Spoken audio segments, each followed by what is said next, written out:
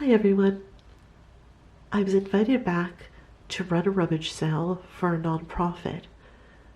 I've been running this sale for several years now and have made a lot of money which makes me feel very good. I looked on YouTube and I really wasn't able to find anything on how to run a successful rummage sale, or perhaps it's something that you would like to do for a nonprofit that you know of. So I'm going to go through the basics of how to run it. It's going to be divided into 3 parts. The first part is going to give you ideas as to venues and advertising. The second part, and much more.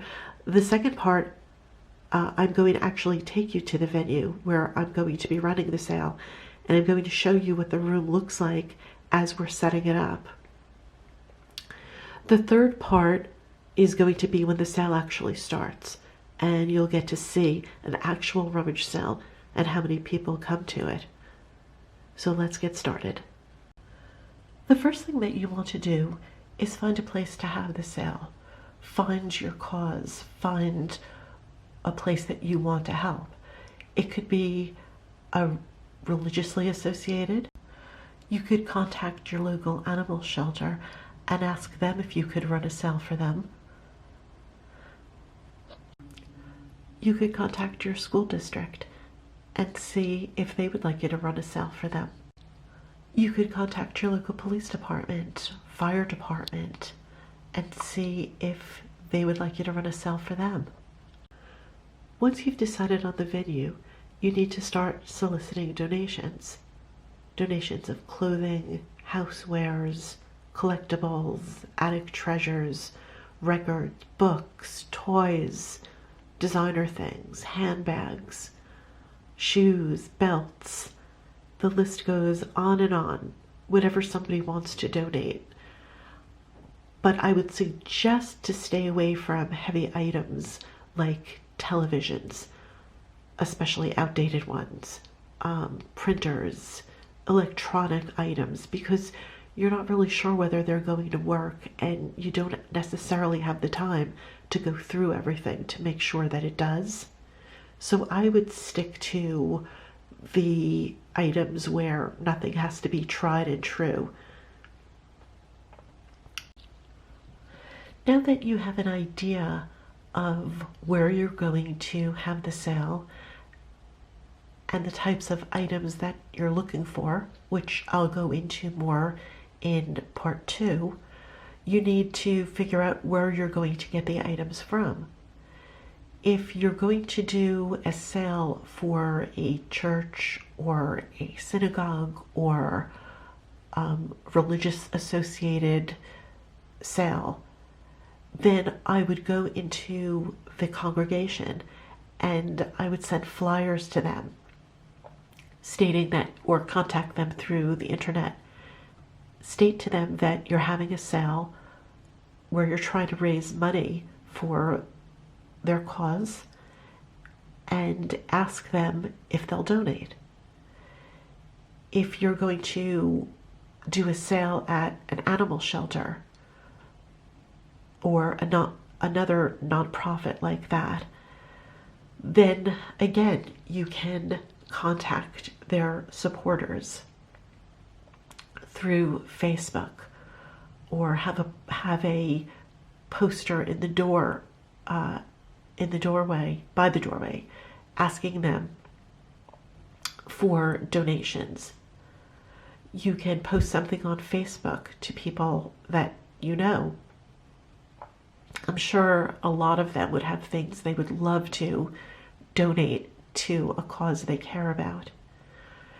You could advertise in a local paper. Perhaps you could get a paper to write a small story about your cause and your sale and where the money is going to go. And many times a local paper will write a small little article on your sale, where it's going to be, and that you're looking for donations. Word of mouth is always great. Tell your friends and they'll tell their friends and they'll tell their friends, and so on and so on. And then Craigslist. You can always post that you're looking for donations there. Now, these are just some ideas. I mean, I'm sure there are many more, but these seem to be the most effective for me. Next, and most importantly, you need volunteers. Depending upon which venue you choose, I always think that it's best when you find a go-to person at the place you're going to have a sale. The sales that I run, there's always someone that helps me find volunteers. She goes through the nonprofits directory and sends out an email blast. So I did this first by contacting a secretary at the nonprofit that I chose, and she connected me with someone that would be interested in co-running the sale with me. This person would take care of minor details so that I could continue doing the most important thing, which was setting out the items, doing advertising, things like that. If you were going to have a sale for, let's say, a police department, then I would do the same thing. I would call them, state what you would like to do, or a fire department. They might connect you with a women's auxiliary who is usually always looking for help for these things. And they would contact their directory and find people that are interested in helping. Volunteers are such an important part of a sale. Some of the things that you would ask them to do is to help sort and set out the items. You need to know exactly who is going to help during the day of the sale and split it into what hours they're going to work. If the sale is going to be, let's say, from 9 to 6, you need to know who's going to work from either the entire day or 9 to 12, 12 to 3, 3 to 6. All of these things are very important to know. Because not only setting up the sale is important, you want to have merchandise to sell, of course, but you also need to get people there. One of the ways to do this is to have someone go around town in the most strategic areas, in other words, where there's going to be the most traffic, enough cars driving by. Put up posters around the town. Put them on street corners. Find out from your township if you're allowed to do this, though. That's very important. Put them in areas where they're going to be seen by a lot of people, because you're trying to get as many people as you can to come to your sale. Also, and this is very important, who's going to make a sign, a big sign, and put it out in front of your venue? Many times it's the sign itself that will bring a lot of people in. Something you need to have on your sign is the advertising your sale, the date, the time, how many days, is there going to be a bag sale afterwards? But again, we'll go over this more in part 2 of the video. Along with the advertising, you may want to invest a small amount of money in placing an ad in a local paper, or you could advertise on the internet. There are sites such as yardsalesearch.com, of course Craigslist.com. The thing that's really nice about Craigslist is that it, at least in New Jersey, where I am, it divides it into various sections of the state, which really helps. You can have people come from the northern part, the southern part, the central part.